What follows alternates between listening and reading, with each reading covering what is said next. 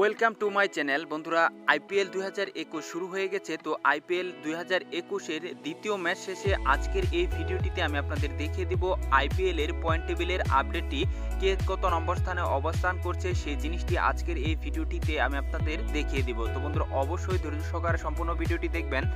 আপনাদের কাছে একটাই রিকোয়েস্ট, এই ভিডিওটি যদি ন্যূনতম ভালো লেগে থাকে অবশ্যই বন্ধুরা এই ভিডিওটিতে একটি লাইক দিবেন এবং খেলার সকল আপডেট পেতে চ্যানেলটি সাবস্ক্রাইব করে পাশে থাকা বেল আইকনটি বাজিয়ে দিবেন। তো বন্ধুরা, দেরি না করে চলুন দেখে আসি কে কত নম্বর স্থানে অবস্থান করছে দ্বিতীয় ম্যাচ শেষে।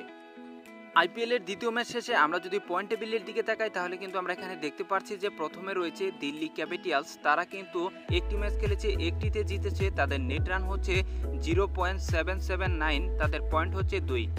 এরপরে 2 নম্বর স্থানে অবস্থান করছে রয়্যাল চ্যালেঞ্জার্স বেঙ্গালুরু।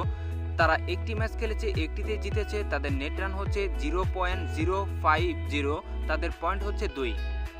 এই দলের সাথে যারা হেরেছে তাদের পর্যায়ক্রমে 7 নম্বরে অবস্থান করছে মুম্বাই ইন্ডিয়ান্স। তারা একটি ম্যাচ খেলেছে, একটিতে হেরেছে। তাদের নেট রান হচ্ছে -0.050।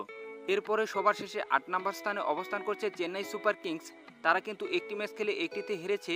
তাদের নেট রান রেট হচ্ছে -0.779। তো বন্ধুরা, এই ছিল আইপিএল এর দ্বিতীয় ম্যাচ শেষে পয়েন্ট টেবিলের সর্বশেষ অবস্থান।